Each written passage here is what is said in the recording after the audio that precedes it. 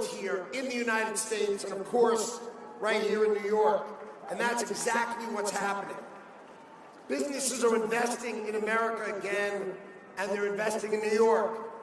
A couple of months ago, I went upstate to where Micron announced a $100 billion memory factory in New York.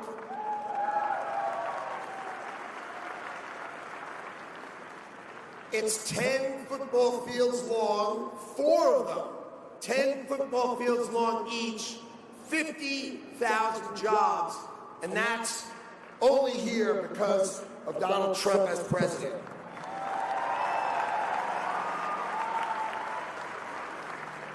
Global Foundries, another company, $16 billion in New York. That's manufacturing here. How about this one? General Motors. General Motors is going to build an engine factory in the great state of New York. Imagine that, General Motors building in New York. So I'm proud to say these are all deals that I led, that the Commerce Department led. These investments come from a Republican administration, an administration led by Donald Trump, with Mike Lawler, your representative, right by his side fighting for you.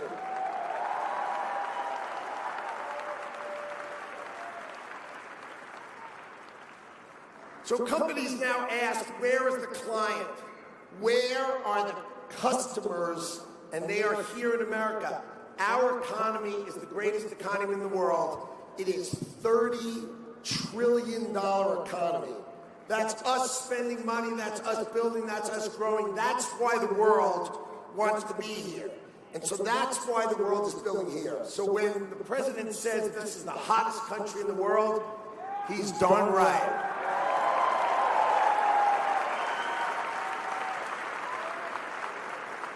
So what does our administration say? It says if you want to sell in America, if you want to be successful in America, you darn well better build it in America. That's the message that Donald Trump tells every CEO. It's resounding in every boardroom, in every foreign government in the world. Oh, he's coming. You know he's coming.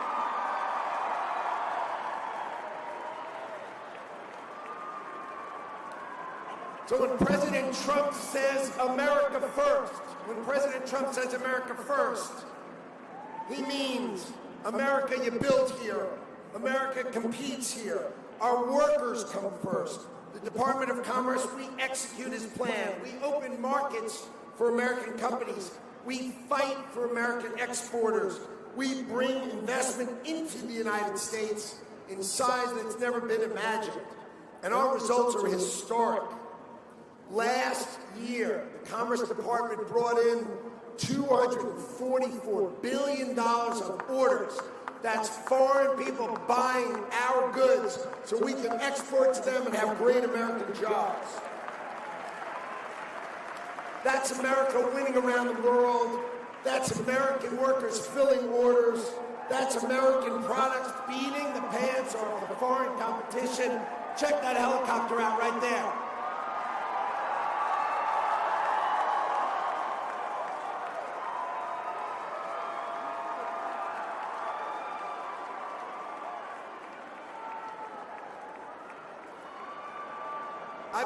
I've been on Marine One, and it's cool, okay? There's no other way to say it. It's just cool. And all this is happening because Donald Trump has shown the world that the United States is a manufacturing powerhouse again. But you don't have to take my word for it. We have record after record of exports, and our economy is growing and growing and growing. So, what happens when we fight for you every day? You have patriots like Congressman Mike Lawler fighting for you in Washington. Working together, President Trump and Congressman Mike Lawler brought you the largest tax cut in American history. Mike Lawler fought for New York, and he delivered. He made sure your state and local taxes, what we call SALT, were deductible against your federal taxes. That cut your taxes between 25 and 40%. And that's Mike Lawler fighting for you, because you got to remember, these were all Republicans.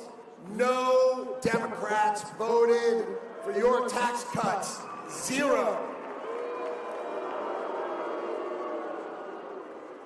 So that bill cut taxes on tips to zero. No more tax on tips. That bill cut taxes on overtime. Zero.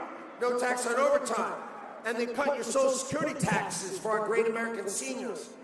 That one big beautiful bill, and it's shocking for people, that is all Republicans. A-L-L. Not one single Democrat voted for those tax cuts. Zero. You can't have them without leadership like Mike Lawler. You can't have deductibility for your state and local taxes without leadership like Mike Lawler. And I want to just take a minute to recognize Bruce Blakeman, who's a great guy, but I've known for years. And he's a great guy, and he'd make a great governor of this state. Look, serving in the cabinet of Donald Trump is the greatest honor of a lifetime. As his Commerce Secretary, my job is to bring in investment in America, and we brought in $18 trillion.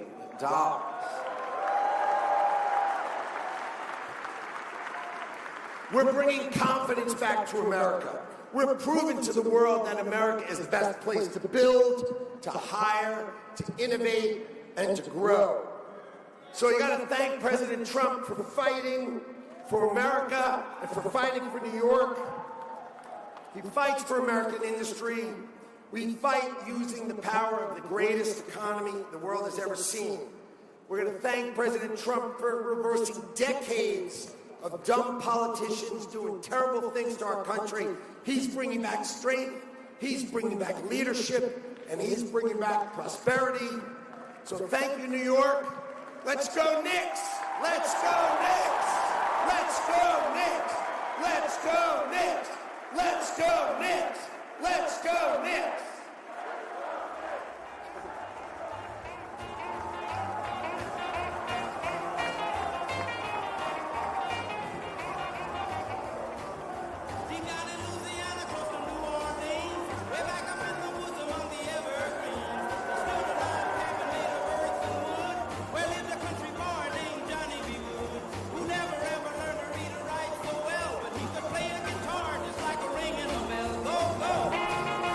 Oh!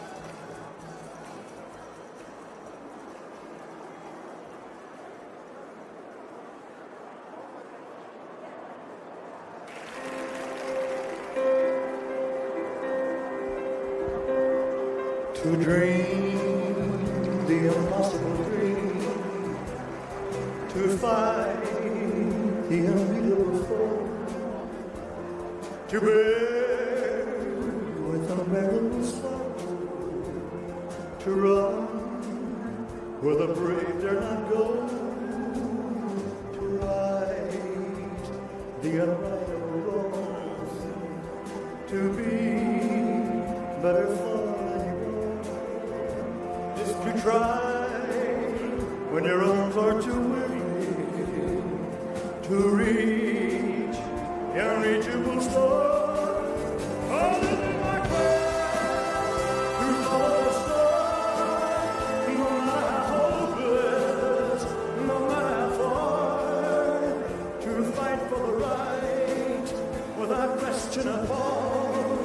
To be willing to march into hell for heavenly cause. And I know if I'll only be true to this glorious quest, that my heart will lie peaceful and calm when I'm laid to my rest.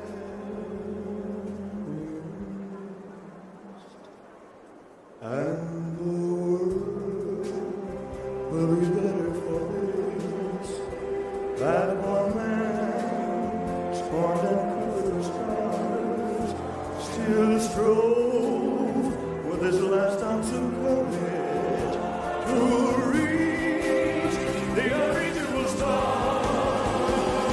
The world will be better for this, that one man, scorned and covered scars. He's still strong, but his last ounce of courage for to reach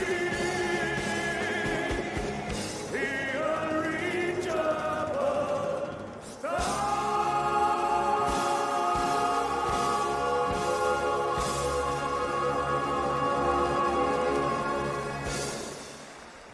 Thank you very much.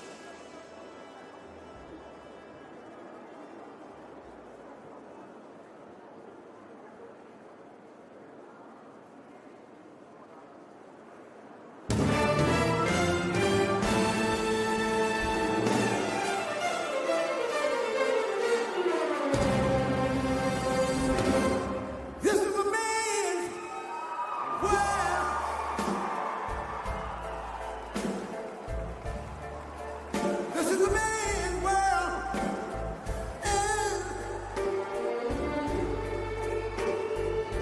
But it would be nothing, nothing, nothing without a woman or a girl.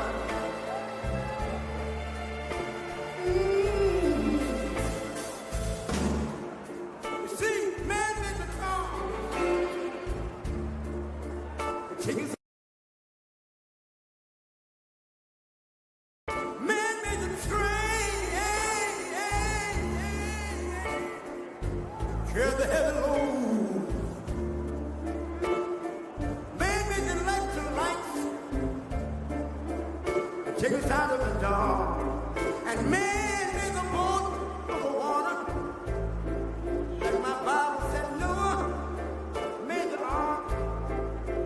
This is a man's world. But it wouldn't be nothing, nothing, nothing. But a woman or a girl.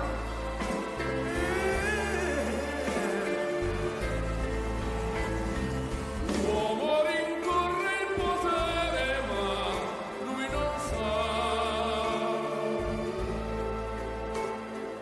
E in grande limiti ad essere come si parla.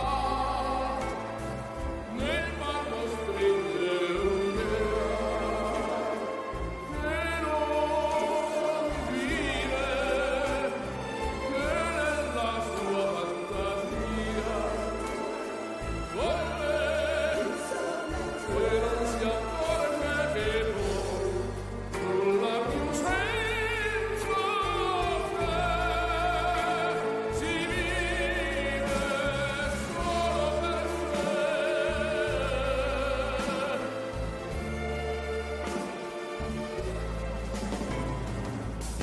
Man thinks about a little bit of baby girl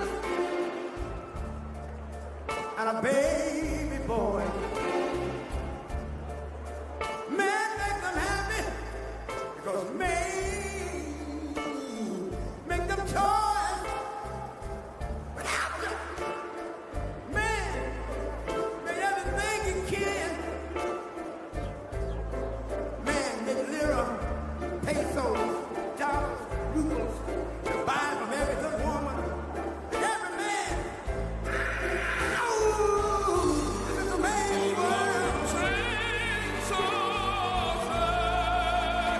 But it wouldn't be nothing.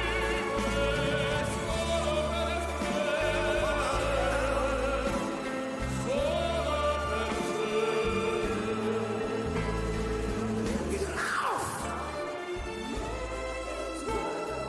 in the wilderness. He's lost.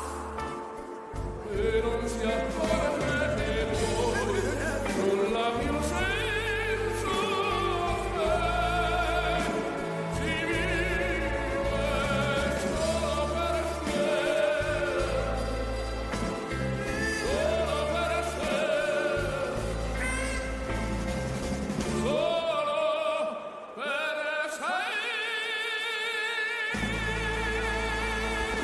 This is a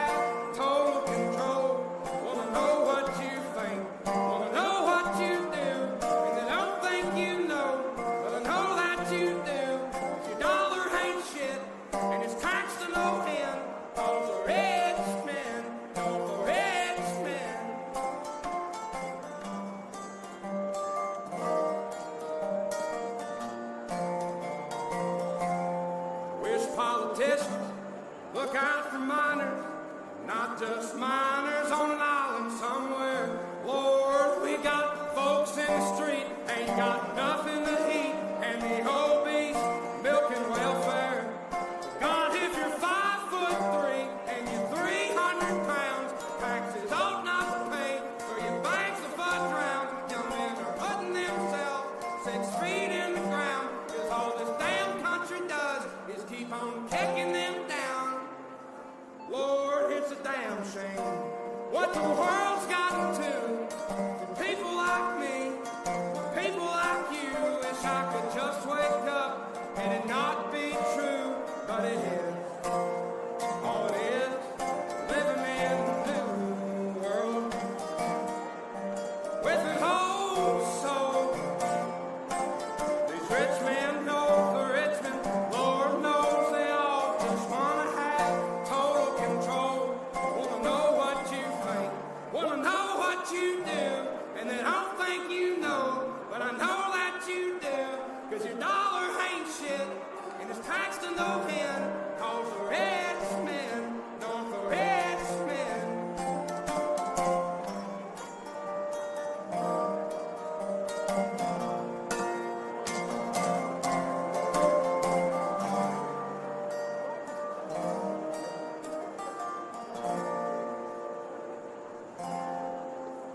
I've been selling my soul, working all day, overtime hours, for bullshit pay.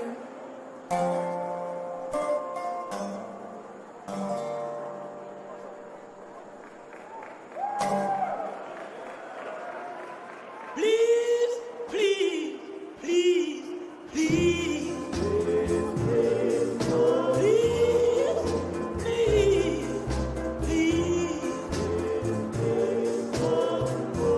Party, please. No. Yeah.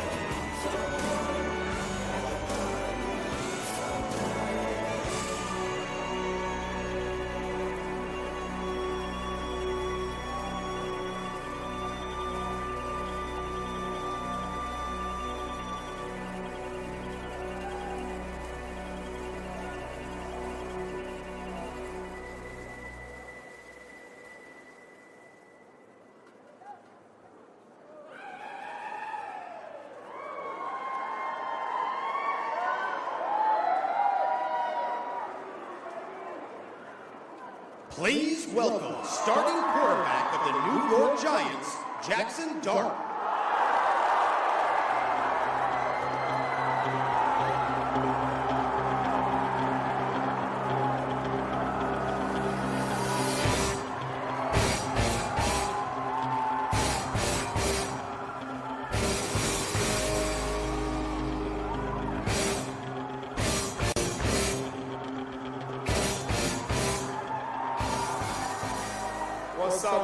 What's up? Look, Big Blue Nation, it's a pleasure to be here. I gotta start this off with a Go Big Blue. I'd love it if y'all will follow with me. Go Big Blue! Go Big Blue! Go Big Blue! Go Big Blue! What an honor, what a privilege it is to be here.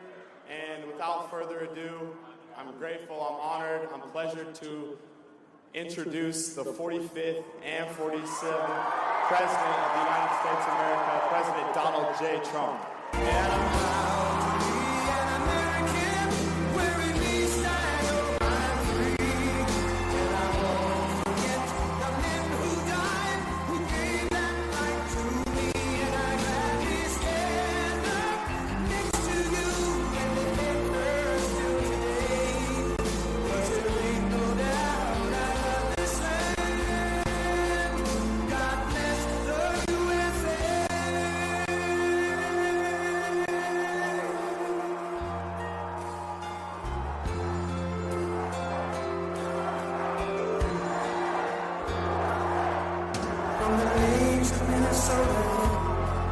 To the hills of Tennessee, across the plains of Texas, from sea to shining sea, Detroit down to Houston, and New York to LA, where there's pride in every American heart, and it's time we stand and say,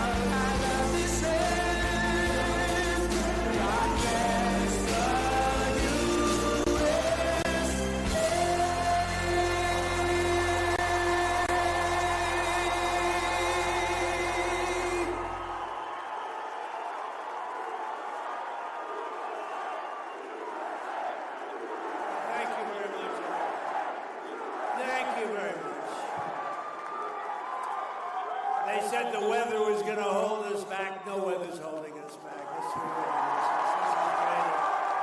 I want to thank Jackson Dart. This is going to be a future Hall of Famer in my book. Thank you. Thank you. You're right. A lot of talent. And a very special hello to a place that I really do love. It's called New York. We got to straighten this place out. But I'm thrilled to be back in this incredible state with the proud, hardworking patriots of, did you ever hear of Rockland County? So I was born and raised in New York State, and my heart has always been here. I love this place, and we got to straighten it out. We got to get it back. We got to get it back. We're not going to let this happen. And we're sending a lot of money your way. We're going to get it back, but we need talent. That's why we have some of the people that you see right here. We have a lot of talent, a lot of political talent. From the beginning, this was a symbol of American excellence and American grit, and really the American dream. And New Yorkers are people who built Wall Street into the world's financial capital, who turned Broadway into the heart of American culture. and entertainment who dug the Erie Canal. You know what the Erie Canal is, big stuff. And launched 1,000 innovations that built really the middle class of our country. You really built the country. Unfortunately, in recent years, this state's been held back by bad policies, bad politicians, and foolish radical left idiocy. It's crazy what's going on. But under the Trump administration, we're doing everything we can to bring New York back in bigger, better, stronger than ever before. And I'll introduce him in a second, but you have a guy named Bruce Blakeman. Let me just say, he's a friend of mine for a long time. He won in landslides in Nassau County. You know Nassau County, it's all Democrat. He's a Republican, and he won in landslides. And he just had the biggest election in the history of Nassau County as a Republican. And he's very conservative, by the way. I don't want to scare you. He's right here, Bruce. I'm going to introduce you in a second. You better get ready, Bruce. He's going to win. He's going to win. You know, when he ran years ago, he ran in Nassau. They said, you got to be kidding. It doesn't happen. No Republican wins in Nassau. And he ran and he won. And you better watch yourself. You better watch yourself, Kathy. You got a race. Got a big race. So we're going to start turning New York around. I'm going to work with Bruce. I'm going to work with the whole group in New York. We're going to work with Mike. Mike Lawler's fantastic. He's fantastic. He is a fantastic. I call him Mr. Salt. He didn't stop. He wouldn't stop. He was driving us crazy. We have to get salt. We have to get salt back. And he got it back. And he's a terrific guy. And you're lucky to have him. I'll tell you. He loves you. He loves this place. Mike. Great. Great, Mike. It's terrible things are happening. However, we have to take the good with the bad. Companies are leaving. Rich people are leaving. People that pay a lot of money. All these rich companies, big, fat, beautiful companies, they have jobs and they have money and they're leaving, and nobody's stopping them from leaving. New York can never, if we don't stop this, and I'm for you, and I'm helping you in Washington much more than I'm supposed to be helping you, believe me. New York can never be the same if it's losing its tax base, and the people that pay 85% of the taxes are leaving. And we're taking in illegal immigrants. Oh, they're wonderful people, but they're not paying any tax. They're taking your money. They're taking your money.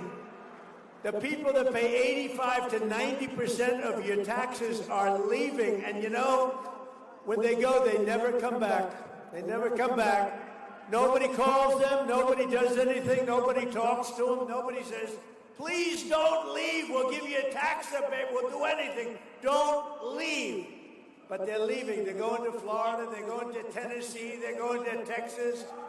They're going to South Carolina, North Carolina. They're going all over the place, but they're leaving, and we can't let it happen. It's a great place. We can't. Bruce will stop it. Mike will stop it. They're all going to stop it. They'll bring them back. On top of that, the streets are dirty. The crime is out of control. We have a family here that's so incredible. Really, two families. We have somebody else. We're giving them the Presidential Medal of Freedom, something we've never done for this reason, but the mother is here of a great young man, and we're going to give him a very special honor. The illegal aliens are all over the place. The people are getting shot left and right. The elections are rigged. They don't have voter ID. They don't have proof of citizenship. Think of it. We want to get the Save America Act passed now.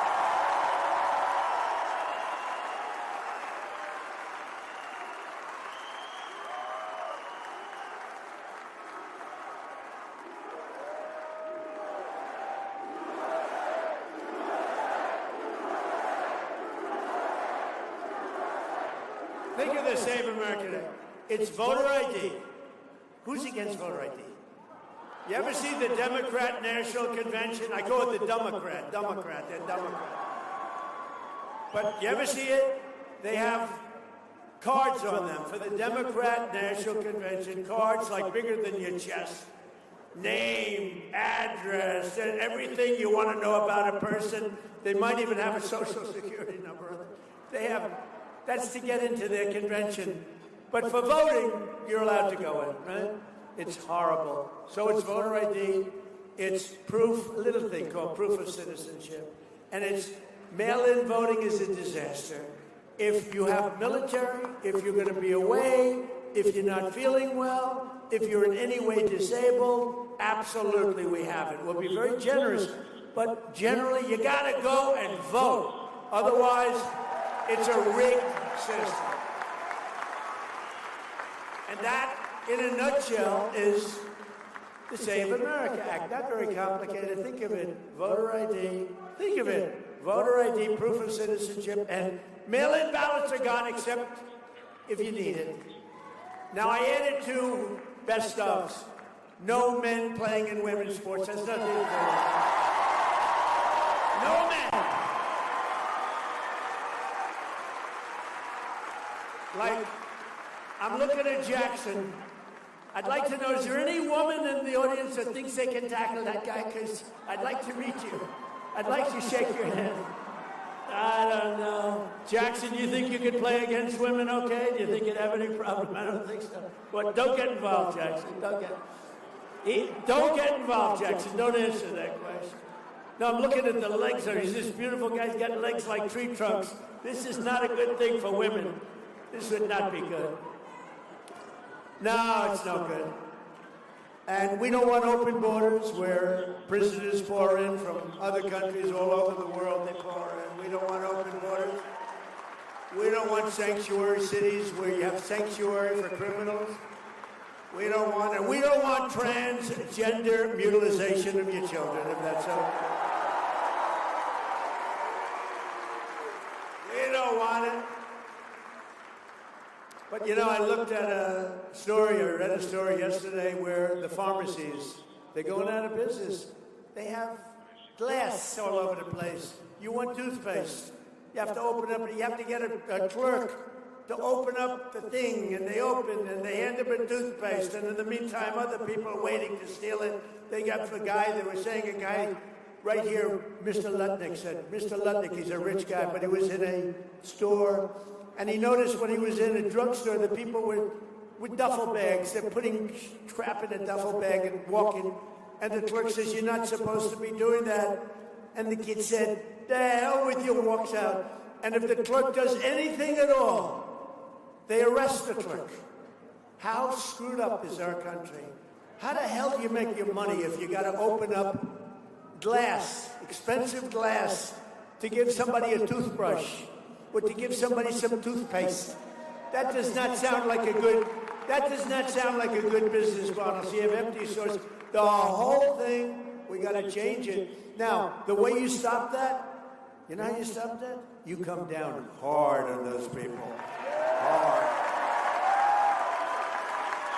In one day, you'd solve that problem all over the country. You just come down so hard that they never forget it, and they'll never do it again. They'll never do it again. It's horrible. What's happening is horrible. And it's all in the blue cities, you know, it's all blue. The 25 worst cities are blue. Blue means Democrat. That's a new name I came up with. You've never heard. I was thinking about this character we have in the House. His name is Hakeem Jeffries. And he's a low IQ person, very low IQ. And I watched what he was saying and what the horrible things he was saying, and I said, he's a dumb guy. I said, wait a minute, he's a Democrat. That's how I got the name. You take the E out, you don't use the B. A lot of people don't know dumb has a B in it, actually. You don't need it. You discard the B. But you take the E out, and you replace it with a U. They are Democrats. You know why? Because their policies are dumb. Their policies are very dumb. All of their policies. Did you see they did an autopsy on why they lost the election. And they said, you lost the election because of Trump, primarily. But other than Trump, you lost the election because you had crappy candidates and you had bad policy, and they didn't know how to speak properly, and they weren't smart people, and various other reasons. They spent $10 million for the autopsy. It was called an autopsy. And they had typos, Jackson. They had typos in every other sentence. They had misspelled words. They had commas in the wrong location. They gave him $10 million for the autopsy. I could have given him the autopsy without any charge at all. I said, you had one candidate named Sleepy Joe Biden. What's a better name? Sleepy Joe Biden or Crooked Joe Biden? Ready? Who likes Sleepy Joe Biden? Who likes Crooked Joe Biden? Pretty simple. They're both pretty good. Who likes Crooked Hillary? Oh, anyway. But you know, we have another problem because we have the great law enforcement. I met a lot of your law enforcement back there. They're incredible. But law enforcement, I love them. I got 99% of law enforcement vote. Can you believe it? And we're trying to figure out who were the 1%. We want to figure out who the hell were the 1%. Who would vote for Kamala? Who would vote for Sleepy Joe? But even the police are leaving. They're going to Florida, Tennessee, Texas. They're going all over the place where they put them, really, where they give them respect. The respect, they have our respect. They have everybody in this room's respect. But it's this radical turnaround, and we better do it fast because we're not going to have a New York left, and we got to have New York left. And you really can. Guys like Mike Lawler, guys like Bruce Blakeman, you put them in, they'll turn it around. Bruce will go down to Florida, and he'll talk to all those companies that are leaving. You'll get them to come back. He's going to get them back. It's not easy. It's a lot easier to stop them from leaving, don't you think, Bruce? So, but it's a campaign that I promised that I would cut taxes. I had a big, beautiful campaign. We won in a landslide. We won every swing state. We won by millions of votes. We won the Electoral College in a fortune, but we had another thing that we won. 86% of the counties in America. Think of it. That's why the map is all red except for 2 blue stripes. And those were rigged, by the way. They were rigged. They were rigged. We had rigged elections. But I cut your taxes and cut the taxes on workers, families, small business who are the soul of this state. And I made special promises that I would save you thousands of dollars a year by restoring, and we did that, your state and local tax deductions, and what did we save? Your salt deduction. We brought it back. Mr. Salt. Mr. Salt. Where's your hat, Mike? He's got a hat calling himself Mr. Salt. There it is. Beautiful. I think I'll take one of them. But he didn't stop. This guy was a pain in the ass. It was terrible. He didn't stop. But he did. You're lucky to have him in this community, that I can tell you. And you had some good help from Republicans, right? Good help from Republicans. But with the help of your great congressman, it's what happened. We got your taxes cut, not only from the standpoint of salt, but your taxes were cut, your take-home pay is soared, and all of the other things that we did. When you look at what we've done, and my motto was promises made, promises kept. And here in Rockland County, the typical owner, you know, your typical homeowner loses over $15,000 each year alone because of your state taxes. They're going to cut your state taxes in half, and more than half.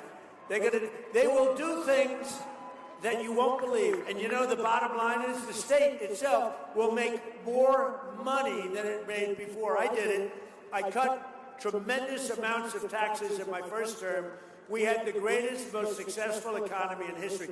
And by the way, we're blowing it away in this term. So today, an amazing thing happened. They said it couldn't happen for 4 years. An amazing thing. The Dow Jones hit 50,702.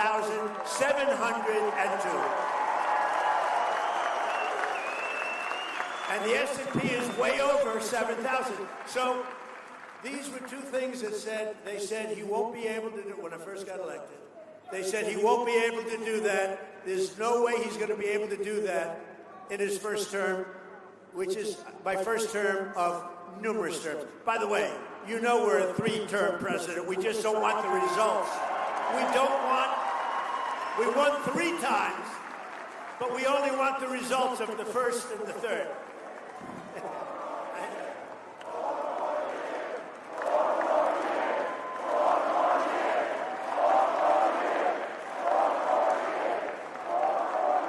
We have a hat.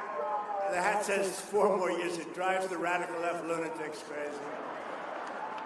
But we did all of the different things, and we've saved you from $10,000 to $40,000 a year, the people in Rockland. On average, over 1 million New Yorkers claim the deduction this year. You're able to write off nearly $22,000 on average, putting thousands of dollars back in your pockets. And these are all Republican tax cuts. The Democrats voted against every one of these tax cuts, every one. They voted, as an example, in favor of open borders. They voted against the border. They voted against the wall. They voted against the sanity of when we talk about men playing in women's sports. I tell you how ridiculous it is. That's why I love having Jackson, because it's so easy. I just say, how would you like to play against him?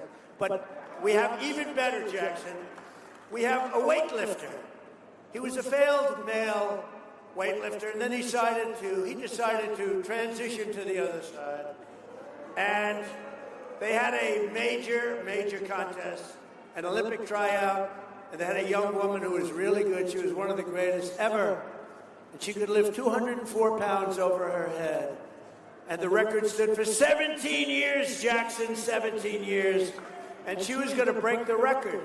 It was a big record, but she was going to break it. And they took 1/8 of an ounce, and they put it on one side. And they took 1/8 of an ounce, and they put it on the other side. And her parents were right where you are, you beautiful parents, right? Are you parents? Yes. Even if you weren't, I'll say you are. Not her. Good job you did. Good job, Mom. And they had this beautiful young weightlifter, female, real female. This was a real female. So she had 1/8 of an ounce, 1/8 of an ounce. She had like 208 pounds, and she was going to do it, and her parents were so proud. Her father knew she couldn't do it, but the mother thought she would. That's typical mother. The father was sort of not so sure. He loved his daughter, but he wasn't sure. And she bent over, and she lifted that sucker, and she pulled it up, and she was getting close. And she could barely, and the mother was screaming, come on, darling, you can do it. 17 years it stood. Come on, darling, you can do it. And she got it up to here, Jackson. She said, she was almost, come on, darling, the mother and the father was almost bored because he knows she's not going to do it. And the mother's screaming, come on, darling, I love you so much. Mom, I love you. I love you. And she couldn't do it. Boom. It dropped. And then in steps this young transitioned person. You know, I've gotten very good with the words. It took me a long time. I used to get criticized. He was a transitioned person. And he stepped up. Now, he was a failed, lowest of the low for the male weightlifters. And he stood over that way. He looked at it. He could have done it 4 or 5 times. He broke the record by over 100 pounds. Isn't this ridiculous? Do you want to hear the swimming story or not? You know, my wife, the great First Lady, number one movie. You believe it? I don't like success for people in the family. No, you can only have, remember, there's one star in a family. It doesn't work with that. No, she did a movie, number one movie. You saw that? Then it went streaming, the new thing streaming with number one streaming. But she says, darling, please, you speak so beautifully. Would you do me a favor? Don't do the swimming story. Don't do the weightlifting story. It's so damn unpresidential. And also, darling, when you're leaving and they have that song, the gay national anthem, if you remember. That's why I did so well with the gay vote, I think, because of that song. I did great with the gay vote, better than any Republican's ever done by far. But my wife, the First Lady, very elegant woman. That's why people love the women went to see that movie 15 times. Okay, ready? She said, darling, don't dance, okay? It's not presidential. Don't do the weightlifting thing. It doesn't look good. Don't do the swimming thing. So I'll do the swimming thing, too. All right, I'll do this. No, a young Olympian, very beautiful Olympian swimmer.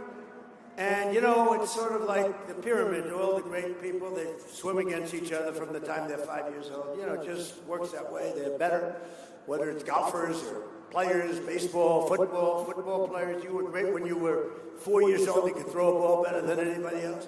But the truth is, it always works that way. And this young woman looking for the Olympics, and she knows all the girls on the right and all the girls on the left, and she stands and she's so proud. She wants to qualify, and she's really a champion swimmer, and she looks to the left.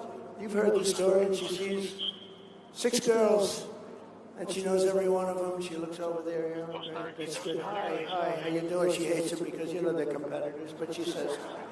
Then she looks to the right, she sees 6 people, and she knows 5 of them, but there's a person just on her right who's gigantic. It's a gigantic person. And she's looking up at him, at her, excuse me. That could be the end of my political career. That could be, you cannot do that. You cannot say, looking up at him, because, so she's looking up at her. Oh my, she's so big. I've never seen anybody. And he has a wingspan, sort of the size of Shaquille O'Neal. Go home to mom. Go home. Go home to mom.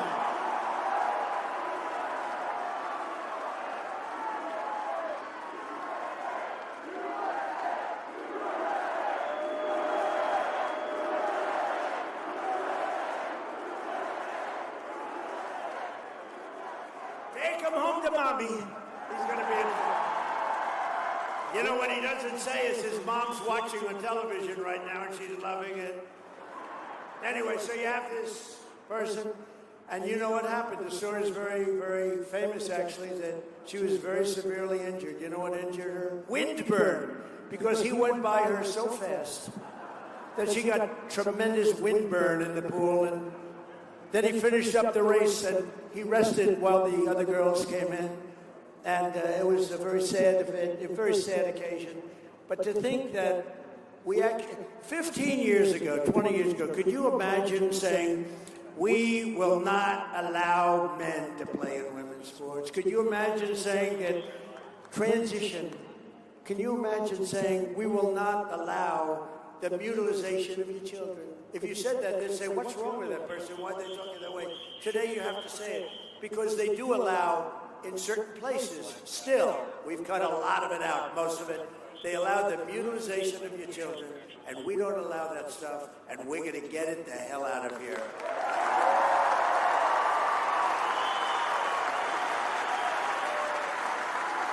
Whatever happened to that guy? It's so quick. I tell people, please don't do it. It's dangerous. To do it in this crowd is not a good thing. You don't want to do it at the Trump crowds. I had very little. Do you remember originally? I used to have a lot of that. You know, the first couple of months, I'd have people screaming, and they learned it's just not a good thing to do. It's not good. It's sort of dangerous. And of course, I like things that aren't dangerous. I don't like to see people get whacked. I don't like it.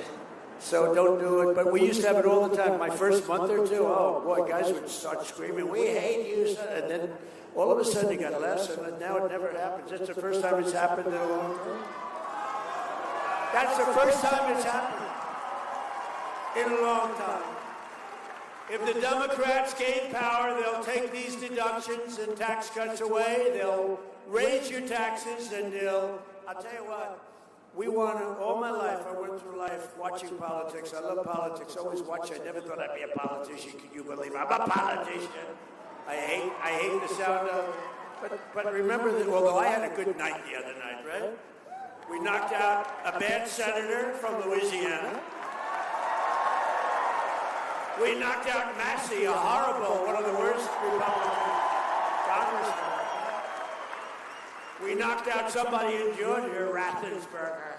We knocked him out. We knocked out everybody. We were 38-0. 30. Think of that, 38-0. Who's 38-0? We haven't lost one in years. You want to know the truth?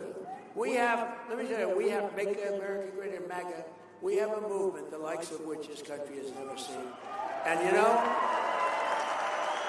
it's a movement based on common sense. It's not that it's conservative, maybe, but it's a movement based on common sense. We want strong borders, we want good education, we want low taxes, we want a strong military. How good is our military, right?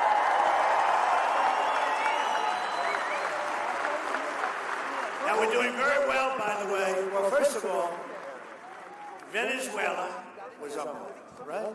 Now Iran, their Navy's gone, their Air Force is gone, everything's gone, their leaders are gone. And if you read the fake news, you'd think they're doing just fine. They're not doing just fine. They want to settle so badly. We have the greatest military. I just got back from China, President Xi. Good man, good man. And I'll get killed for saying that. They'll say, oh, he called President Xi a good man. Well, we had an amazing time, but even he had to say, your military is unbelievable. This is the head of China. I built the greatest military in my first 4 years, and I didn't know I was going to be using it this much, but we're using it. And there's nobody like our equipment. There's nobody like the stuff we produce, but most importantly, there's nobody like our military men and women. There's nobody. But all my life I've watched politicians, and until this last 8 or 9 years, they have Trump derangement syndrome. They're all screwed up. Their wires are all mixed up, the Democrats. And they always used to say that we will lower your everybody, Republican, Democrat, we will lower your taxes. We're going to lower your taxes. Now they don't do that. They say we will raise your taxes. The Democrats, they want to raise your taxes. Never forget, not a single Democrat in Congress voted to raise the SALT deduction. Mike Lawler and all of his friends sitting up here fought them, and they voted against it. And by voting against the great, big, beautiful bill, one of the greatest pieces of legislation, probably the biggest ever passed, because we put everything in 4 years. That was my idea. I said, let's add everything, because these people are crazy. We might not get another chance at it.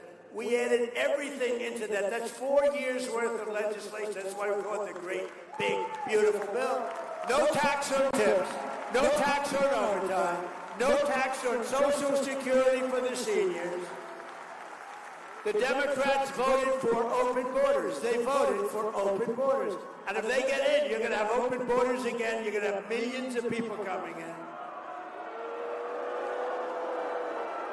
They voted for men in women's sports. They voted against the largest ever investment in school choice.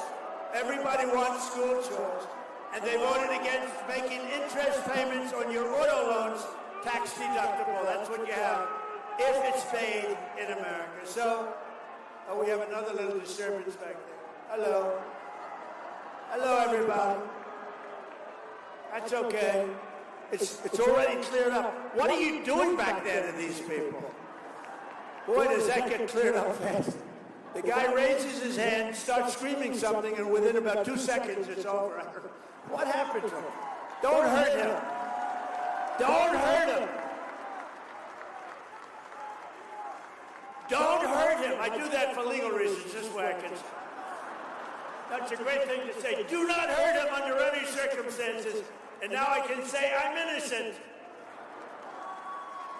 They voted against the Trump accounts, which provide automatic contributions of $1,000 for every newborn child. So they end up being quite wealthy.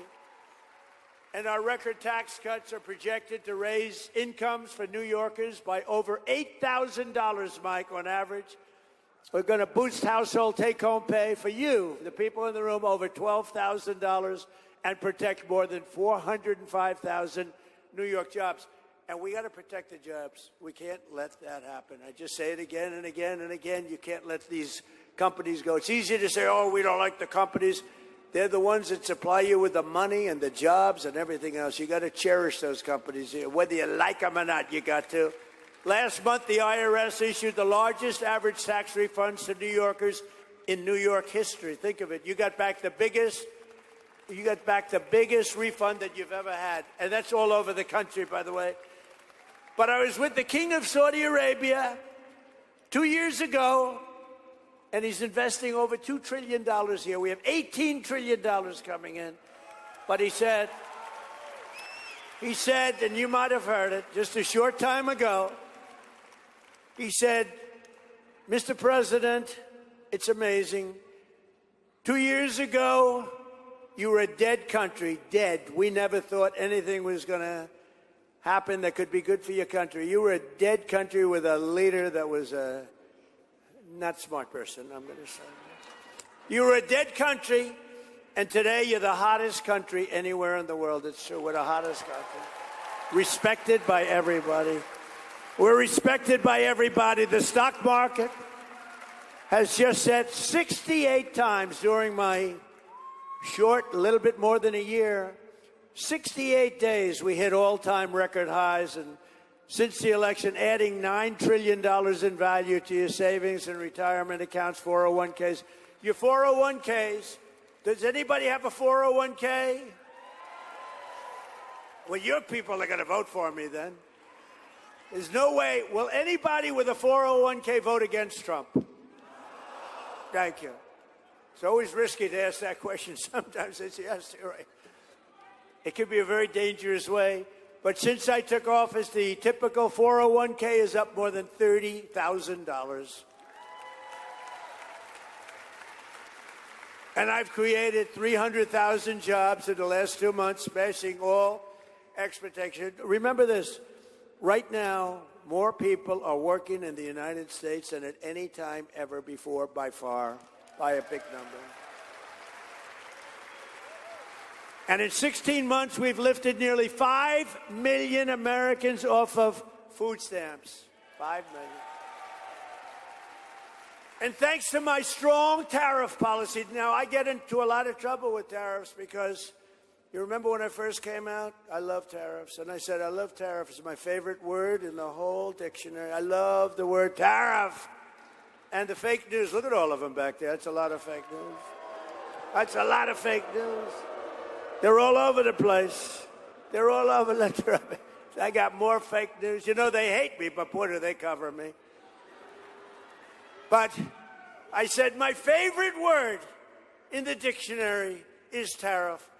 And they got after me. They said, he's a horrible human being. What about family? What about God? What about religion? What about love? So now I say it's my 5th favorite word, and I get away. And I'm okay. But because of tariffs, we brought numbers into this country that know. In other words, if you make your product outside of the United States, to get it in here, you have to pay a big tariff. So what do? They build their factory in the United States. And that's what they do. That's what they do. And even New York, with your bad policies, we have people coming here. I'm trying to get them to come to New York. We've also cut our gaping trade deficit by, okay, if you cut a trade deficit by 1%, a half of a percent, you're a genius. I've cut it by 59%. 1 year. It's because of tariffs, because the money we're being made. Is that right, Mr. Lutnick? Secretary of Commerce is here. Looks good, looks handsome, reasonably. He doesn't look like Jackson. I'd rather look like Jackson. I'll take Jackson any day.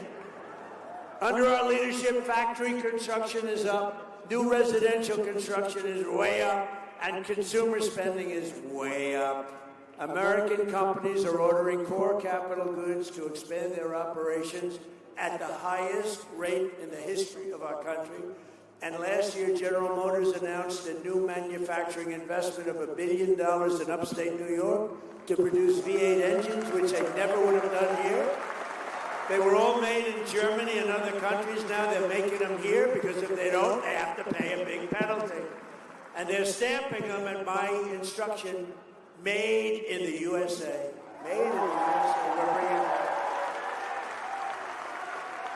Joe Bonney is building a $1.2 billion dairy plant in Rome, New York, the largest investment in the history of the company, big company, and Micron. Boy, Micron's great. They're investing hundreds of millions. In fact, it'll be could be very close by the time they finish out, over $100 billion in Clay, New York. Anybody come from Clay? You will be there when you go up and look for a job. My administration and our allies in Congress are also fighting every single day to lower the cost of living. So I got into office, I won the election in a landslide, and I have a news conference. Thank God. I mean, not to brag, but if I didn't win the election, we were dead. The welfare was tripling and the business was leaving, and the $18 trillion would have been 18 trillion to the negative instead of the positive. We would have been a dead country. We would have been finished. It's true. We ended Joe Biden's insane electric vehicle mandate. That's where they wanted everybody to buy an electric car. And as I told Elon, I love electric cars, but Elon, it's not for everybody. You know, if we would build the charging booths, right, it would cost the country $4 trillion. No country can afford that. $4 trillion. You ever get an electric car and you sort of get nervous because, you know, your thing is down a little bit. Friends of mine tell me the starts down a little bit, getting close, and you're looking, what about a charging station? You know, this is an hour before it runs out. Where's it charging? And then you see it. It's a sign, and it says charging station, an arrow pointing to the right, 92 miles. And you limp in if you make it at all. No, we love electric cars. I have to say that because of Elon, but I love electric cars. They're lovely, lovely vehicles. But I said, not everybody wants to have an electric car. And I ended that whole nonsense. By 2030, you're going to all have electric cars? I don't think so. How about California? They have electric cars. They don't have enough electricity to turn on your air conditioners. They have brownouts, and now everybody's going to have an electric car. That's one of the worst governors in the country, by the way, that guy. But he took himself, did you hear he announced he's taken himself out of the race? He called himself a dumb person. He got very low board scores. Everything he's done is tough, and he can't read a speech. He can't read a speech. So I don't read too many speeches either. I'd be better off if I did. But he can't read a speech, but he called himself a dumb person. And when you do that, I say it, and but a friend of mine, very good at politics, say, don't worry, people forget about it. I don't know. I don't think he can forget. I thought it was the worst. He did this during an interview. I thought it was the worst interview by a professional politician in the history of our country. Because Gavin, I think, is when he says he's stupid. He said he's stupid. But remember? But he said he's smarter than the people in the room. And then he got sued for being a racist. Okay? And I guess he probably is a racist, but he said he was a stupid person. You'll never hear me call myself I'm the smartest guy you're ever going to meet. And don't you want to have a smart person as president? In fact, I took the cognitive test. I'm the only one. You know, they called me, originally they said, he's brilliant. He wants to take over the entire country. Then they said, no, he wants the world, he doesn't want the country. That's why he's in Iran, that's why he's in, hey, by the way, how did we do in Venezuela? Not bad. That's why he's in. You know, we've taken out so much oil in Venezuela, we paid for the cost of the war about 25 times over. When did you hear that last? You know, it's a one-way street. But no, the doctor, I said, doctor, let me ask you a question. They called me genius, and that didn't work. Then they said he's totally brilliant. He's a vicious dictator who wants to take over. That didn't work. And then they called me this, and then they said, they hit me with a bad one. He's a dumb person. D-U-M, not the B. He's a dumb person. It's enough. Most people don't know it has a B. He's a dumb person. I said, doctor, I don't mind being called a brilliant, total tyrant dictator.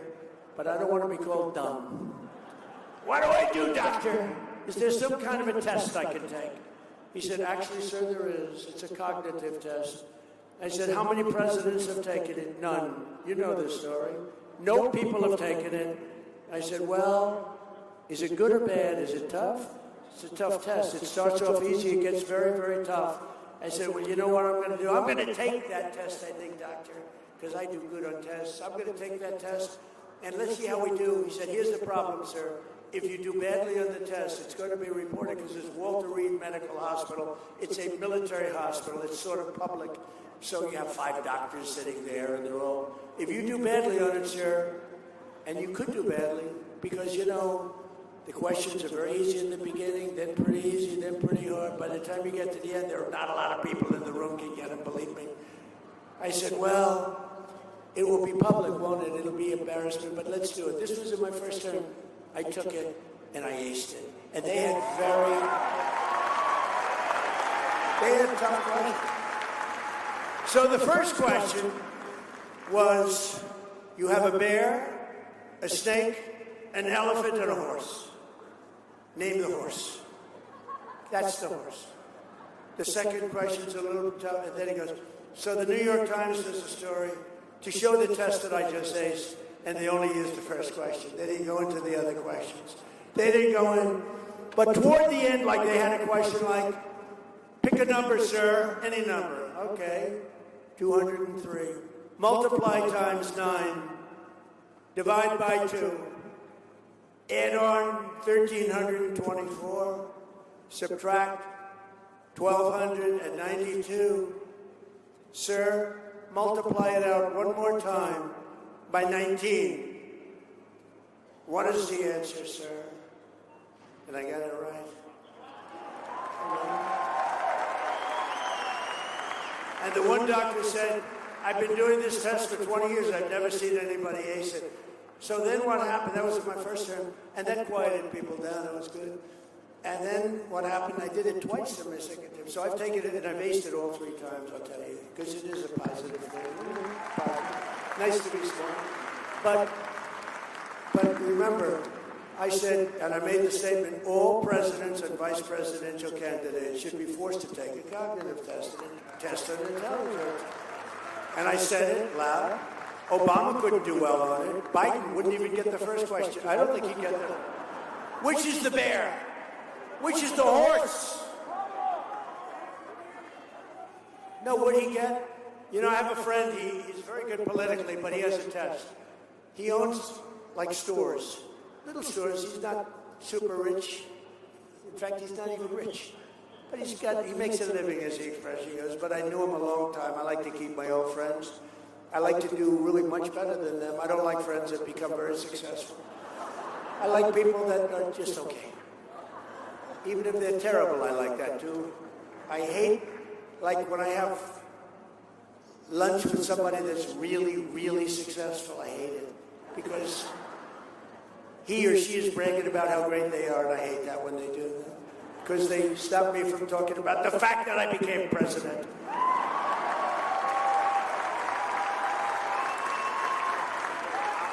But I have a friend, and he said, you know, I have a simple test for a politician. I own stores. I'm really good at it. It's not a complex business. And I say, how would a president do running my store while I'm away on vacation? He said, I take one store, not 3 or 4. And I say, my busiest one, on Queens Boulevard, Queens. He said, I take a store, and I say, how would he be? And I said, so what's the answer? He said, you would drive it into one of the largest retail empires in the world. Biden wouldn't be able to run the store for one evening. One evening would be a disaster. He said, I give people tests. I put people in my store. I say, how do you think they do? And he said, Biden wouldn't be able to run a store. We can never let that happen again to our country. We can never let it happen again. What he's done to our country is unacceptable. And a lot of bad things. We had inflation, but we've got that down. By the way, the oil prices are going to tumble as soon as I finish up with Iran. Tumble. I was in Iowa was in Iowa, we had it down to $1.85 a gallon in Iowa, but we had it down around the $2 point. And then I said, well, Ludwig, we're going to have to take a trip to, we got Scott Bessent, we got all of them.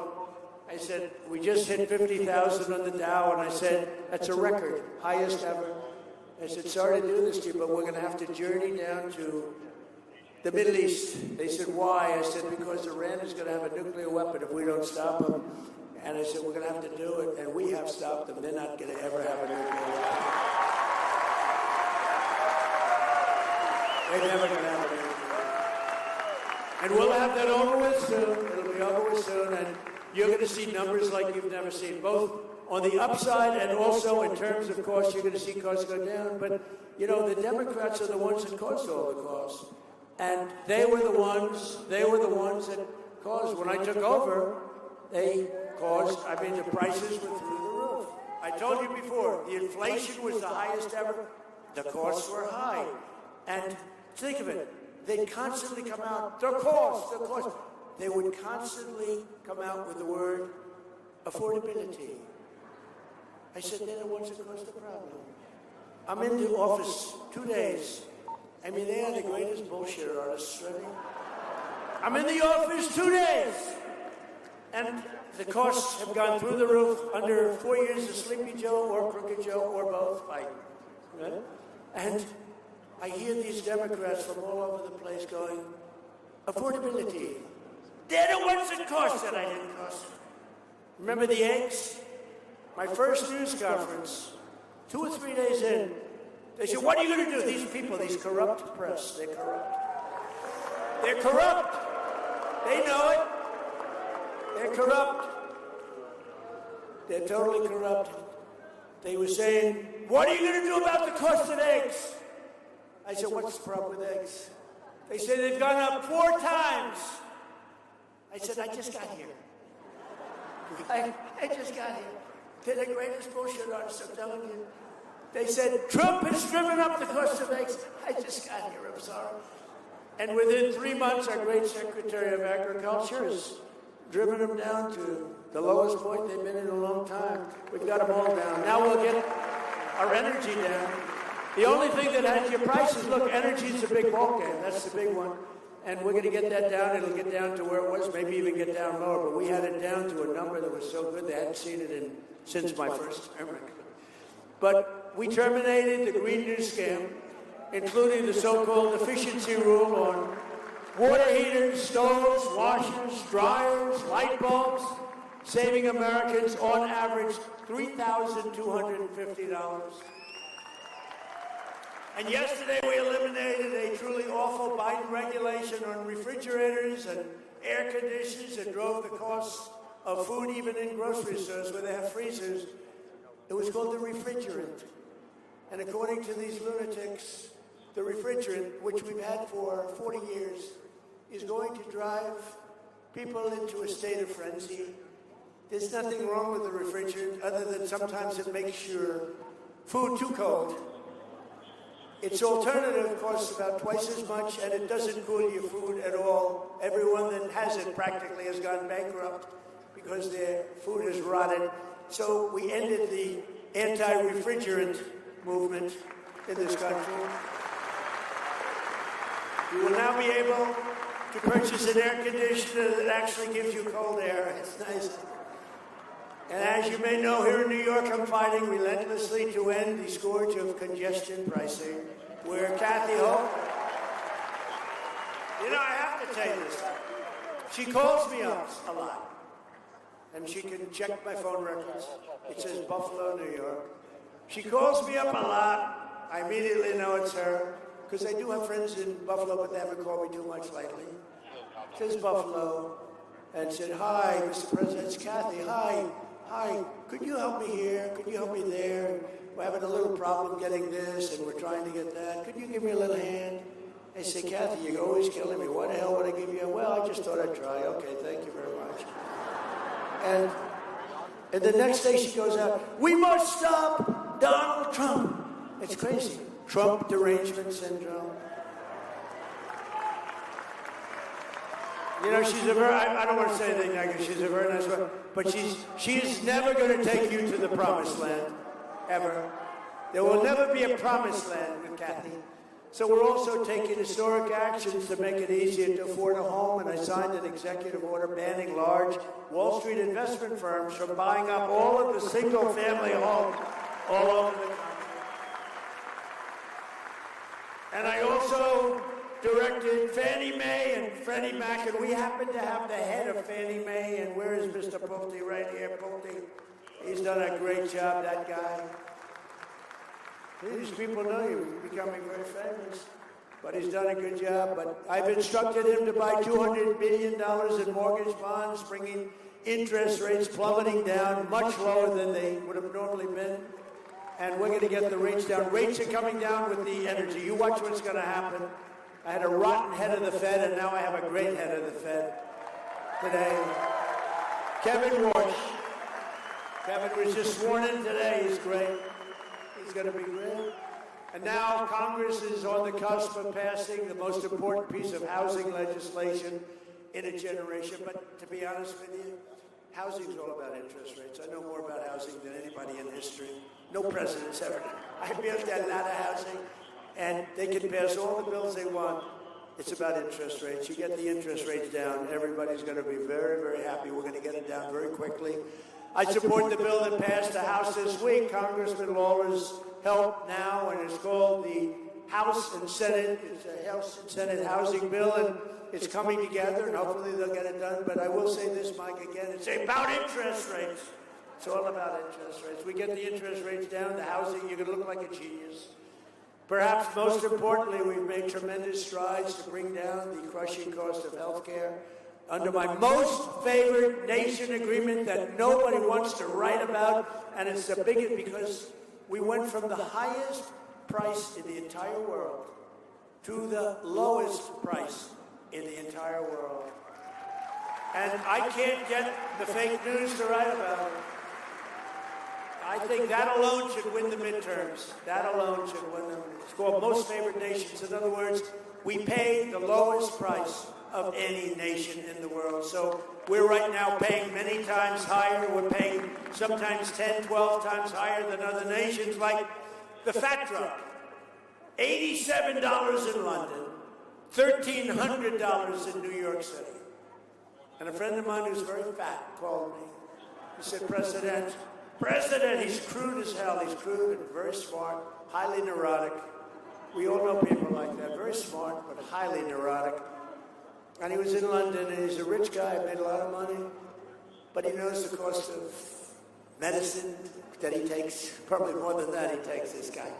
He's begging me not to tell his name because he's actually become quite famous. I tell the story often. So he called me up, he goes, President, he used to call me Donnie. Donnie! Now he calls me, Mr. President. He said, President, I'm in London, I just paid $87 for the fat drug. He said, it's a fat shot. I said, what is it, Ozempic? He said, I don't know what the hell it is. It's supposed to. I said, it's not working on you, Charles. Not working at all. It hasn't worked, but he knows the price. He goes, I paid $87, and in New York, for 2 weeks ago, I bought the same damn thing for $1,300. And it really made an impression. I mean, look, I've been watching this for a long time. I was very proud to have reduced, in my first term, third year, drugs have always gone up for 28 years, and I got into a point where it went down 1/8 of a point, and I was so proud of myself. I called the news conference. I said, ladies and gentlemen, I'd like to let you know that drugs have gone down in our country for the first time in 28 years. They've gone down by 1/8 of a point. I was so proud. Now they're down by 80%, 90%.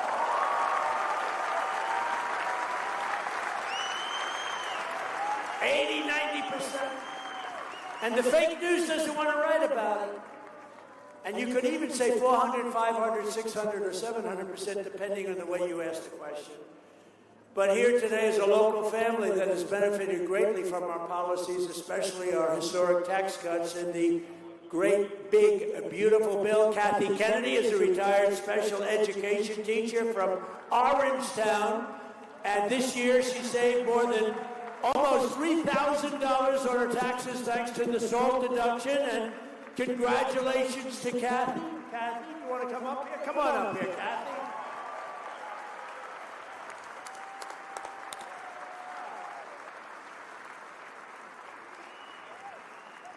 I just want to express my sincere gratitude to President Trump for supporting the tax rebates and working alongside our local lawmakers to make our county stronger, safer, and more affordable for families. These efforts create opportunities for our children to remain here, build their futures, invest in our communities, and continue to contribute to the place we proudly call home, Rockland County, New York.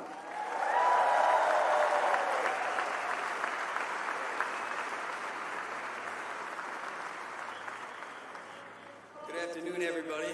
I love seeing all the beautiful patriotism out there today. But, Mr. President, we wanted to take a moment to sincerely thank you for the policies that you've put in place, and they're making a major difference for families like mine.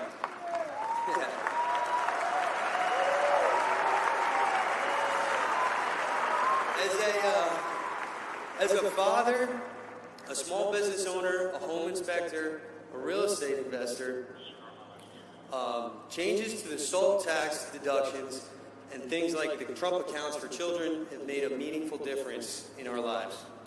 Because of those policies, we're able to keep more money that we worked so hard for and invest into our future instead of simply getting by. We were able to take that money that we saved and invest it directly back into our home inspection business and a land investing business. Two businesses that are giving us the opportunity to create something lasting for our children and the communities that we serve.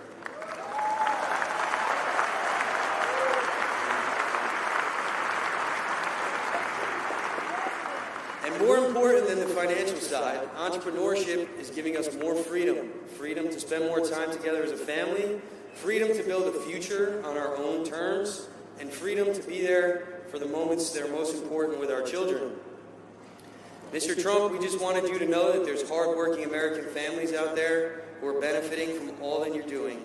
So from the bottom of my heart, thank you, and God bless America.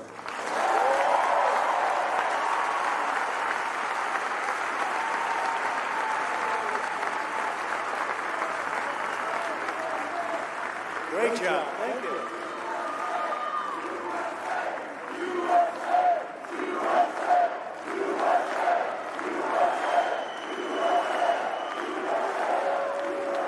Thank you very much. Great job. A budding politician. I can see that. I also want to call up the man who fought so hard, harder than anybody else, for the SALT deduction, and he's really become a friend of mine. He's a warrior. He's a warrior who fights like hell. And he fights really for you. That's what he's doing. And Mike Lawler, Congressman, come on.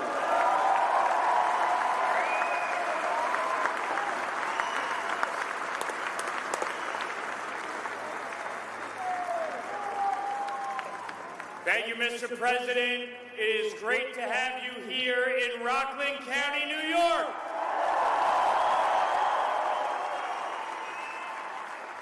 Now, Mr. President, you moved Rockland County further to the right than any county in New York in 2024, gaining 14 points and becoming the first Republican to win Rockland County as a presidential candidate in over 20 years. And on behalf of the people of the 17th Congressional District, I want to thank you for working with me to deliver a big win by lifting the cap on SALT. Over 90% of my constituents were able to fully deduct their state and local taxes, and I thank you for fulfilling that commitment.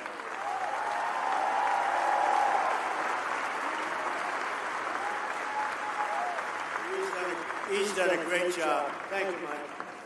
Amazing. We're pleased also to be joined by the Secretary of Commerce. He's a big man, a very successful guy, and I said, that's the guy I want for commerce, and he's done a fantastic job. And Howard, you want to say one thing fast? Can you speak fast? Come on, let's get up here. Come on. He's great. Done a great job. Howard Lutnick.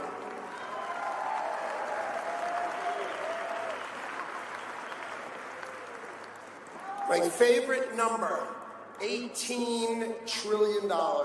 President Trump is bringing in more jobs, more investment, and more factories and more production than anybody ever dreamed, and it is an honor to be the Secretary of Commerce for the greatest president of all of our lifetimes, Donald Trump.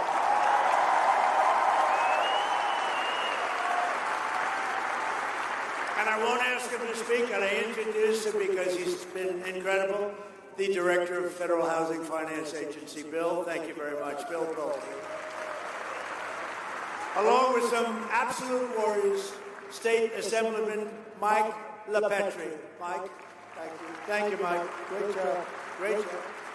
State Senator Peter Oberacker. Peter, thank you, Peter. Great.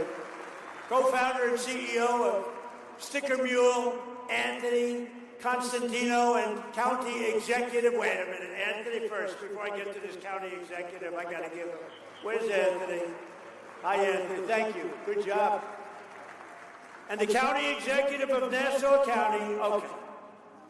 I'm telling you, I said before, Nassau County, it's not possible to get a man of common sense, a man who's Republican and conservative, elected. He's won it in record fashion. It was the biggest upset in New York politics probably 6-7 years ago when he first ran, 7. And I remember I said, that's not possible. Bruce won? And then he won again. Then he won again in record. Now that he's there, it's record. And that county is doing unbelievable. He's running for governor. He's your Republican nominee. He's your conservative nominee. He's your conservative nominee. And he is an unbelievable man, and he will turn this place around so fast. And I promise one thing, when he calls, the President of the United States will answer, and we're going to help him. Come on up here, Bruce. Bruce Blakeman, everybody. Bruce Blakeman.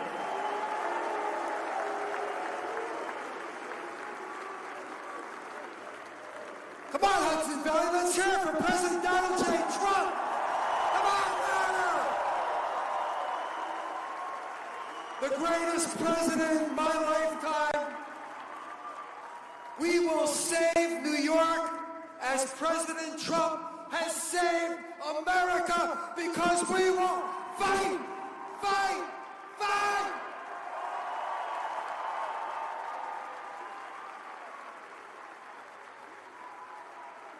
You watch what happens. So, and he really is. He's a special man, a very talented person, a great executive. That's what you need. You have people that have no idea what's happening. We're also joined by Allison Crowther, the mother of Wells Crowther, who you know about, the man in the red bandana. 24-year-old volunteer firefighter, equities trader, a wonderful guy, had a perfect life. Right here in Rockland County, you all know who he is. He's a legend, and he's become a legend, who heroically gave his life on 9/11 to save 18 people from the World Trade Center.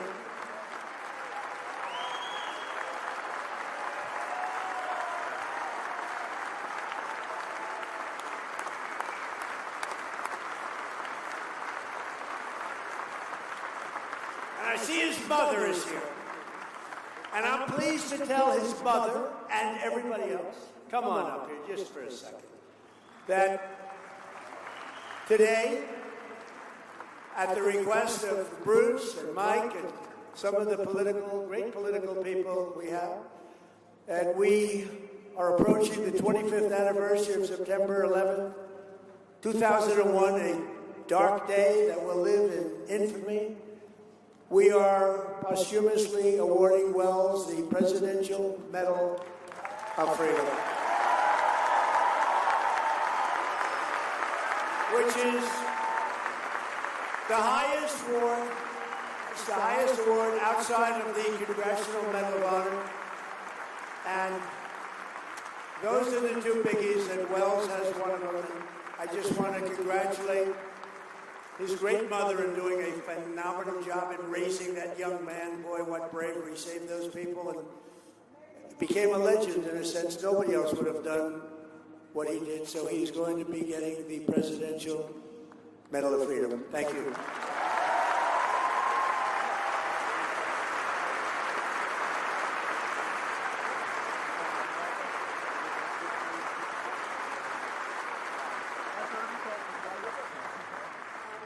Thank you all. Thank you, Mr. President, for this huge honor. I want to thank Rachel Ducci, who's in the audience here, who started this whole process, and of course Mike Lawler, who has been a huge support in moving it forward.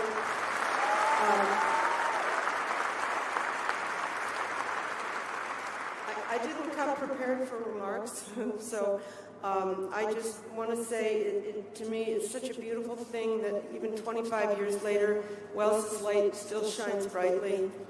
I travel to the country.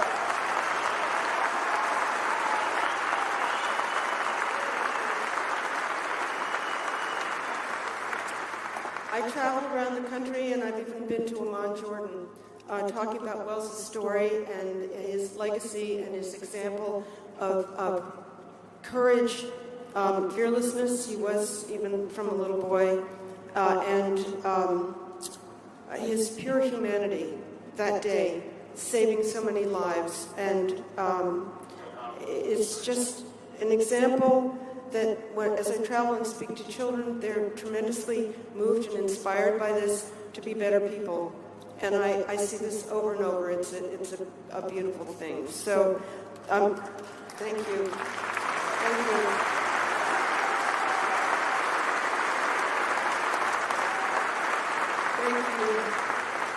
Thank you. I'm also very blessed with my 2 daughters, their wonderful husbands, and 6 grandchildren who are my family now. They can stand up.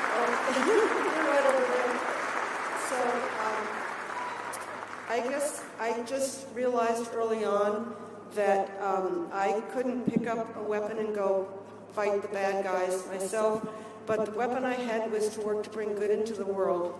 And that's what I continue to try to do every day. And I'm blessed that we were able to learn Wells's story, which was actually Memorial Weekend of 2002, when we finally uncovered the story, thanks to the New York Times. So thank you, Mr. President. We are truly blessed, and I'm so honored to remember Wells this way.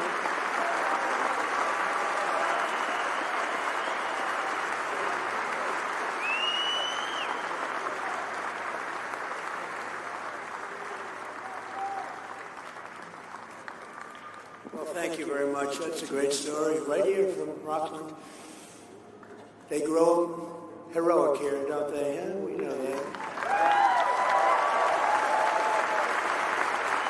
And we're also truly honored to be joined by some of the very special people, the family of Sheridan Gorman. You know Sheridan, and her father is a great friend of one of my people, Dan Scavino, who's done very well. He's become quite known in the world of politics. Dan is great, but his father's a friend of Dan, so it affects us maybe a little more than it would normally, but it was terrible 2 months ago. This beautiful, beautiful 18-year-old college student from Yorktown, New York, right across the Hudson River, was walking in a park in Chicago when she was gunned down by an illegal alien monster in cold blood. Nobody knows even why this happened. This savage animal who stole Sheridan's life entered illegally from Venezuela and was released into our country by crooked Joe Biden and that whole Biden administration of thieves and criminals. He was then arrested and released again by Democrat Governor J.B. Pritzker, a terrible governor, has no idea what's going on in the sanctuary city of Chicago. Sanctuary cities protect criminals. They're a sanctuary for criminals, not for people like you, like us. To Sheridan's mother, Jessica, her father, Thomas, and her sister, Madeline, her cousin, Lila, we grieve this terrible loss. Our prayers are with you, and I'd like you to meet this family. This family's amazing, and The reason I do that, it just hit the strings. It was this incredible, beautiful girl to be so savagely hurt, ultimately killed. And so could I ask your parents and sister, cousin to come up, please?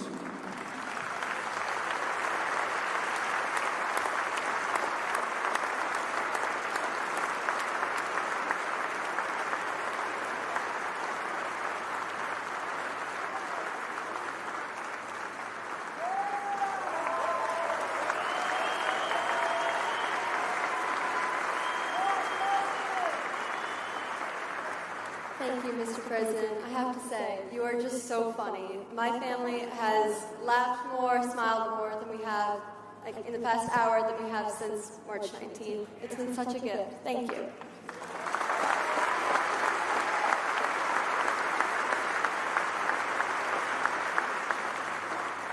Hi, sorry, we prepared some words. But first, I just want to thank President Trump and Michael Lawler and all of the legislators that believe and protect and are champions for our American children.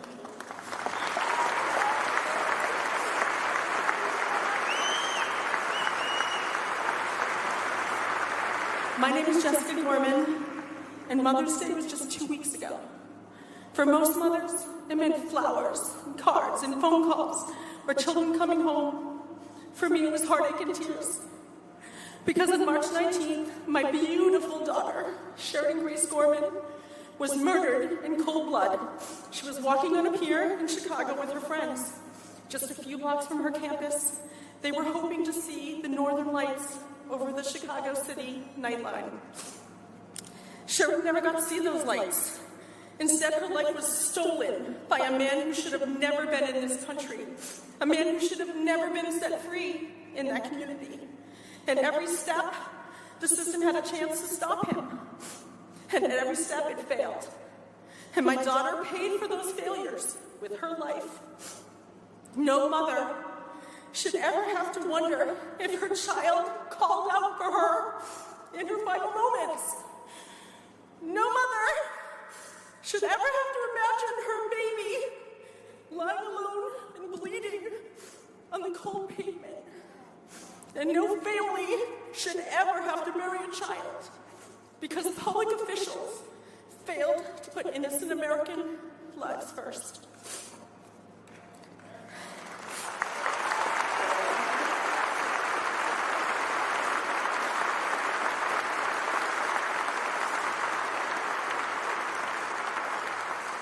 To the mothers of New York, to the mothers of Chicago, Rockland County, and our own beloved Westchester County, and all across this nation who have reached out, who've cried with us and prayed for us and stood with us. I just want to thank you from the bottom of every piece of my broken heart. I see you, I hear you, and I need you to please hear me. Remember Sharon's face. Remember her life. Remember the life she should have lived. And then stand with us. Not only in grief, but in action. Forget political party. Vote with your heart. Support leaders like President Trump, like Michael Lawler.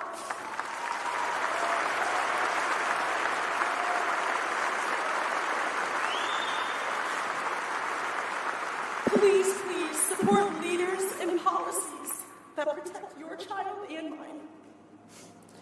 Because a city and a state or a country that does not protect its children has lost its way. And together, we must be brave enough to demand that it find its way back. Thank you.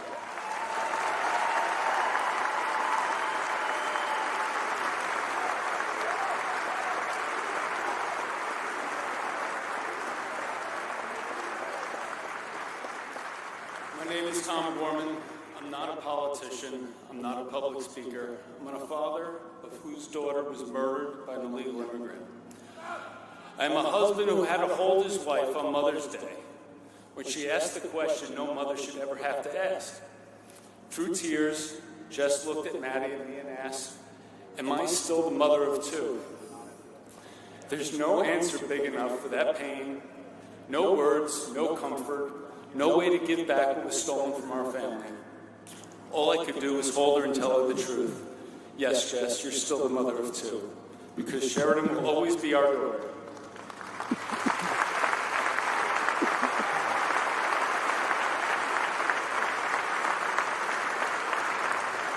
No mother should ever have to ask that question, and no father should ever have to answer it. This is what failed policies have done to our family. We did not just lose Sheridan, we lost our peace, we lost our future, we lost the life that we knew. And no family should have to become experts in immigration failures, release policies, warrants, sanctuary laws, enforcement breakdowns, because their daughter was killed by someone who should not have been here and should not be free. Let me be clear about one thing. We support legal immigration. Legal immigration has made America stronger. We all know families, neighbors, coworkers, and friends who have come and done it the right way. Followed the law, they worked hard, built businesses, raised families, and made this country better. That is America at its best. But illegal immigration is different. Criminal illegal immigration is different. Borders matter, laws matter, enforcement matters, and above all, American families matter. We are deeply grateful to President Trump and to Congressman Mike Lawler for comforting our family, saying Sheridan's name, and fighting for policies that put safety of American children and the citizens first. But I do not understand why this is a fight that belongs to only one party. Protecting our people is not politics. It is the first responsibility of government.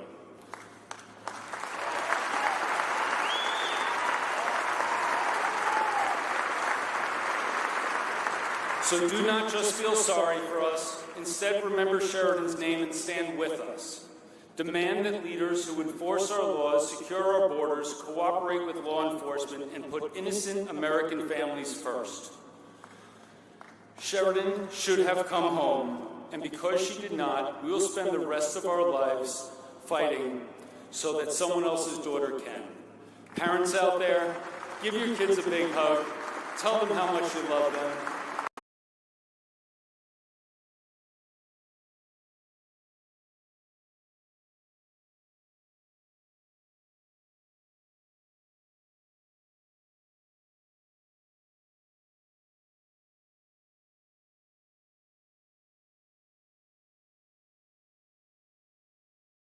Thank you very much. Well, it's crazy. It's crazy, right? We had a border. We didn't have open borders. It came through open borders. Nobody checked him, totally unvetted. Terrible person, an animal. Should have never happened. Just yesterday, New York State passed a budget packed with provisions to obstruct federal immigration enforcement and keep this a deadly sanctuary state. Just passed yesterday. It's hard to believe. So, Bruce, hopefully you'll get that unpassed very quickly. It's terrible. As we speak, the radical left Democrats in the House and Senate are blocking passage of legislation to ban sanctuary jurisdictions. We want to have that banned. We don't want them. They bring in criminals of the worst type, murderers, drug dealers, prisoners escaped from foreign prisons, put in our country by foreign countries because they don't want them. But with your support and Congressman Lawler and Bruce, you're going to do fantastic. You're going to be the next governor, I'm telling you. You know who's going to take this?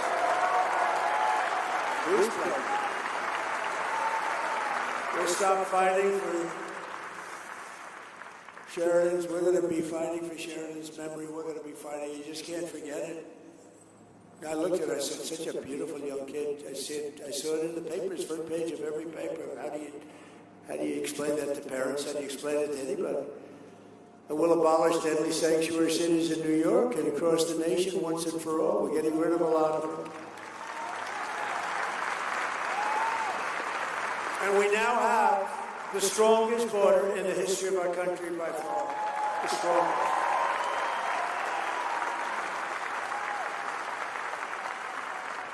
Starting on day one of my administration, we took the most dangerous, unsafe, violent, and open border in the world. Anywhere in the world. I don't think there's any place in the world where 25 million people cross. You could go into a third world country, they don't have borders like that, and created something that was incredible because we did it without Congress, without the help of Congress.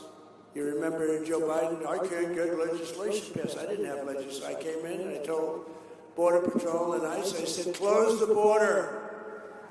And within 30 days, we had 0 illegal aliens admitted into the United States in the last 12 months. 0.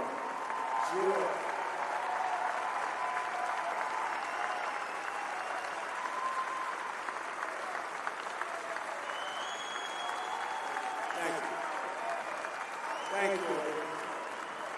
Incredible people. You people built this country. Remember that. You built it, nobody else. We also passed the largest ever investment in ICE and Border Patrol because they're really heroes. You know, they get mangled up and spit on by politicians that don't have the guts to get up in the morning. Democrats all, really Democrats all. You look at the stats, it's all, everything's blue. The blue states, with their help, in 2025, we achieved the largest drop in the murder rate ever recorded from 1900, 125 years to year 90. And that's with a lot of people. We got a lot out. We have a lot to take out. That's with a lot of people that aren't supposed to be here. We cut the flow of fentanyl across our border by 59%, which is unheard of. And we cut the flow of fentanyl and drugs into our country by the ocean and the sea. In other words, coming in by water, by ocean and sea, by 97%.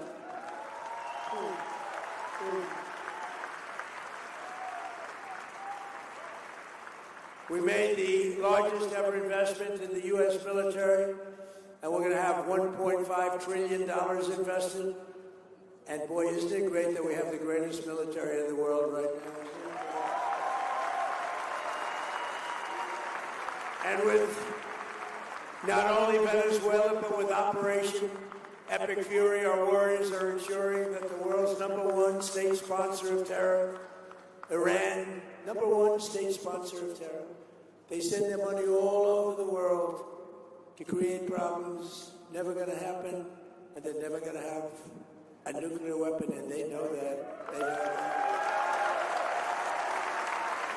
And America is winning again. America is respected again, perhaps like never before. But we're just getting started. With the help of our Republican majorities in Congress, we will crush violent crime.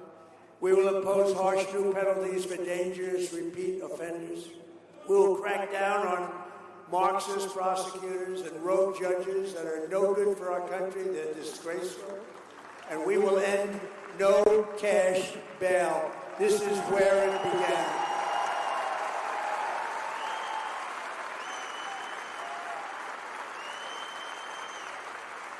And we will pass what we call the Great Health Care Plan. The Great Health Care Plan. To stop all payments to big insurance companies. The government pays the big insurance companies, totally control, the Democrats totally control them, and they're totally controlled by the companies themselves. And we're going to give the money not to the big insurance companies, we're going to give the health care money directly to the people so they can buy their own health care. They can make sure that they get better. You'll get better. You'll get far better health care than you have right now because the Unaffordable Care Act, that's called Obamacare. The Unaffordable Care Act is terrible. It's always been terrible. You buy your own health care, the money will go directly to you, and you have a lot of money left over, and you have much better health care. And we'll stop the radical left's rampant looting of your taxpayers' dollars, and we'll win the war on fraud. And you see that? It's led by our great Vice President, J.D. Vance. You see what's going on?